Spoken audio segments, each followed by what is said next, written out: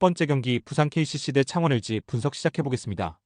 KCC는 DB에 이어 LG를 상대하는 백투백이다. 그나마 홈 연전 일정이기에 이동은 없다. 최근 리그에서 가장 험난한 일정을 소화 중이기에 체력적 부담이 불거질 수는 있는데 이근희와 윌리엄스, 전준범 등이 주축 선수들의 체력 부담을 덜어줘야 한다. 전창진 감독이 타이트한 일정 속에 벤치의 출전 시간을 늘릴 것으로 보이는데 그래도 클러치 타임에는 허웅과 최준용, 버튼 등이 나설 수 있다. LG는 정관장 원정을 승리하고 연승에 성공했다. 마레이의 이탈 기간 동안에 연패를 당하며 하위권으로 추락했었는데 반등의 기회를 잡았다. 멀로와 시간을 나눠뛴 마레이의 골밑 존재감이 좋았고 타마요가 26.7리바운드로 포워드 대결에서 상대를 압도했다. 부상 여파가 우려됐던 양준석이 안정적으로 공격 상황을 조립하는 점도 인상적이다. LG의 승리를 본다. KCC의 최근 분위기도 좋지만 타이트한 일정이 발목을 잡을 수 있다. 또 마레이의 출전 시간이 길 LG기에 홈팀은 리온 윌리엄스가 코트에 더 많이 보일 텐데 공격 상황에서 전개가 다소 뻑뻑할 수 있다. 타마요와 마레이 등이 프론트 코트 대결에서 우위를 가져갈 수 있는 LG가 원정승을 챙길 것이다. 두 번째 경기 안양 정관장 대 고양 소노 분석 시작해보겠습니다. 정관장은 지난 금요일 경기에서 LG에 패했다. 마레이 상대로도 좋은 경기력을 보여준 캐디 라렌이 20득점 동반 더블더블에 성공했고 정효근이 시즌하이인 19점을 터뜨렸지만 승리를 가져가진 못했다. 변준영이 13개의 야투 시도 중 10개를 실패했고 배병준의 3점포도 들어가지 않았다. 손호는 금요일 경기에서 삼성에 역전패했다. 이정현이 돌아와 30분을 소화했고 윌리엄스가 18.18리바운드로 맹활약했지만 4쿼터 경기력이 좋지 못했다. 2연패가 길어졌기에 김태술 감독이 경기 후 선수단이 깨어나길 바란다는 일침을 날리기도 했는데 그 정도로 최근 경기력과 분위기가 좋지 않다. 그래도 이정현이 몸 상태를 끌어올렸기에 이 경기부터는 풀타임 가깝게 소화할 수 있을 것이다. 손호의 승리를 본다. 정관장은 라렌의 활약이 꾸준하지만 변준영과 최성원, 배병준 등 해줘야 하는 앞선 선수들의 기복이 있다. 이정현이 돌아왔기에 이재도와 함께 백코트에서 공격을 책임질 수 있고 윌리엄스가 라렌의 골밑 침투를 저지할 손호가 연패를 벗어날 것이다. 세 번째 경기 서울 SK 대 서울 삼성 분석 시작해보겠습니다. SK는 모비스에 이어 삼성을 연달아 상대하는 백투백이다. 그러나 홈 경기장에서 연속으로 나서기에 이동으로 인한 피로도가 없고 오원희와 김선영 등 주축 선수들이 정상적인 플레잉 타임을 가져갈 것이다. 최근 모비스를 비롯한 2위권 팀들의 추격도 있기에 SW에서도 집중력을 잃지 않을 것이다.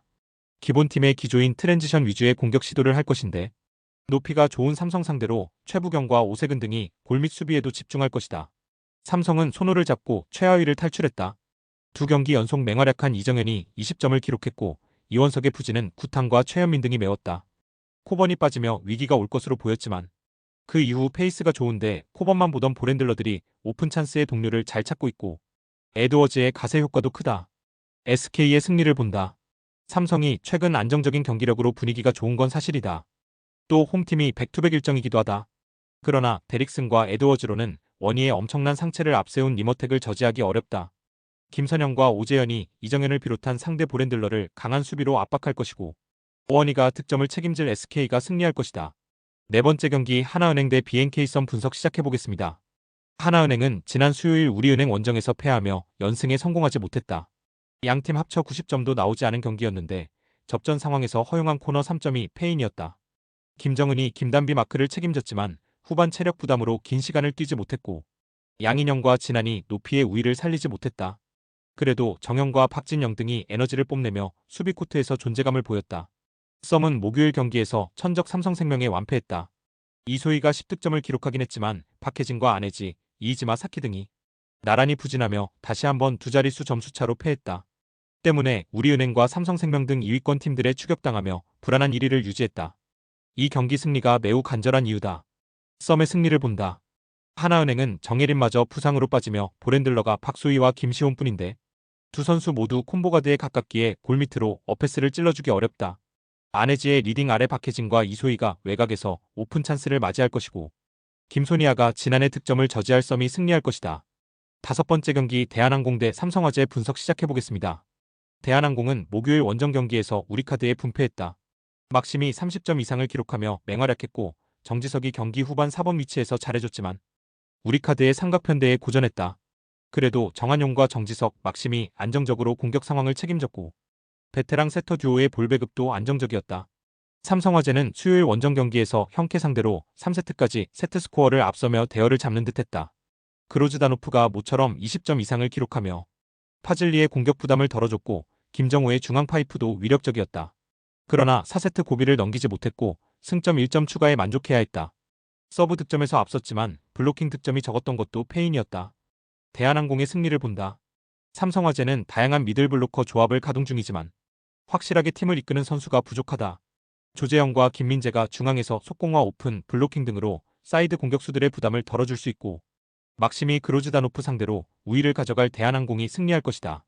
여섯 번째 경기 현대건설 대 한국도로공사 분석 시작해보겠습니다. 현대건설은 지난 목요일 원정 경기에서 정관장에 패했다.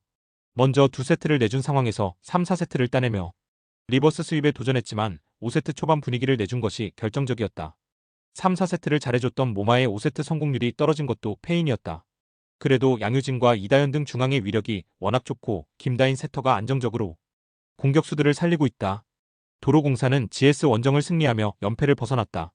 복귀전에서 믿기 어려운 활약을 한 실바에 고전하며 풀세트까지 간 경기였는데 듀스 상황에서 루키 세터인 김다은이 경기를 끝냈다. 니콜로바와 강소희 쌍포가 나란히 20점 이상을 기록하며 높은 공격 성공률을 기록했고 타나차도 왜 팀이 그를 다시 영입했는지를 경기력으로 증명했다.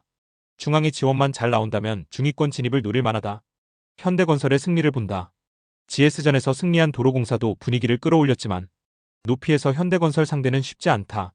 김세빈이 지난 시즌 같은 영향력을 보이지 못하는 도로공사와 달리 현대건설은 리그 최고의 미들블로커 듀오를 내보낼 수 있고 블로킹에서 상대를 압도할 것이다. 모마가 꾸준히 40% 정도를 해주는 현대건설이 1승을 더할 것이다. 스포츠 당첨에 제일 중요한 건 조합입니다. 각 팀 분석을 잘한다고 하여도 조합을 못할 경우 큰 배당을 가져가지 못하는 거 다들 아실 겁니다. 그리고 유튜브에 조합을 올려드릴 수 있지만 좀 더 자세한 정보들과 배당 흐름 및 각종 이슈 등 경기 전까지 어떻게 될지 모르니 조합을 빠르게 유튜브에 올려드릴 수 없는 점 양해 부탁드립니다. 조합 신청은 아래 고정 댓글 링크로 조합 신청 말 걸어주세요. 금전 요구 및 멤버십 가입 조건 일체 없습니다. 좋은 건 서로 나눠 갑시다.